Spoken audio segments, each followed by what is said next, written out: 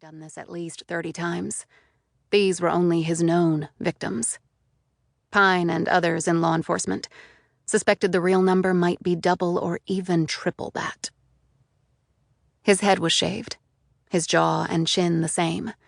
His cold, antiseptic eyes flitted over Pine like those of a curious serpent before striking its prey. They were the pupils of a predatory wild animal. The only thought behind them was to kill. Pine also knew that Tor, the consummate con man, could play any role demanded of him in order to lure his victims to their doom, including appearing to be a normal person. And that in itself was terrifying enough. "You again?" he said, his tone intentionally patronizing. "Third time's the charm," she replied evenly. "You're starting to bore me, so make it count." "I showed you Mercy's picture during the last visit." "And I said I needed more information." Despite his words about being bored, Pine knew he needed someone to try to dominate. He required attention to justify his very existence. She intended to use that to her advantage. "I've given you all I have." "All that you think you have. I mentioned that last time. I called it homework. Have you done it? Or are you going to disappoint me?" Pine was treading a delicate line here. She knew it. And more important, so did Tor. She wanted to keep him engaged without allowing him to completely overwhelm her. That was what bored the man. "Maybe you have some ideas that might help me." He looked at her moodily. "You said your twin sister was 6 when she was taken." "That's right." "From her bedroom in the middle of the night near Andersonville, Georgia. With you in the room?"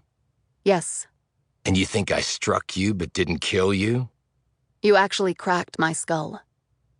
"And I performed a nursery rhyme to decide which one of you to take." "Eeny, meeny, miny, mo." "So whomever the rhyme started on, it would end on the other because of the even number of words." She leaned forward. "So why did you pick me to start the rhyme with? Because then you knew Mercy would be the loser." "You're going too fast, Agent Pine. You must slow down if we're to get anywhere." Pine instinctively decided to punch back. "I don't feel like wasting any more time." He smiled and rattled his shackles as he responded. "I've got all the time in the world." "Why did you choose to let me live and not Mercy? Was it just random? A coincidence?" "Don't let your survivor's guilt run away with you, and I don't have time for whiners." He abruptly smiled and added, "Even with over 30 life sentences to my name." He acted proud of his legal punishment, and she knew he was. "Okay, but it's important for me to know," she said calmly. "I cracked your skull, so you said. You could have easily died." "Could have, but didn't. And you always liked to make sure with your victims." "And you do realize that you're now refuting your own argument that I was the attacker that night?" "I don't see it that way." "Let me press the point then. Do you know of any other time when I took a 6-year-old from her bedroom and left a witness alive?" She sat back. "No." "So why think I did so in your case? Because your hypnotherapist elicited that memory from you? You told me about that the last visit. Curious thing, hypnotherapy. It's wrong as often as it's right. Maybe more so. But you would have studied me at the FBI. All of you did, because I was required reading." He added casually, though she could detect a glint of pride in his words. "You said you knew I was operating in Georgia around that time. So you know what I think? The hypnosis didn't produce an actual memory. It merely gave you the basis to form a conclusion at which you had already arrived based on extraneous information." He shook his head. "That would never stand up in court.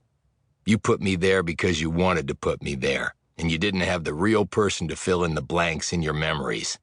You wanted closure so badly, you're willing to accept an untruth." She said nothing, because the man could be right about that. As she sat mulling this over, he said, "Agent Pine, have I lost you?" He rattled his chains. "Hello, FBI. My interest meter is plummeting by the second." You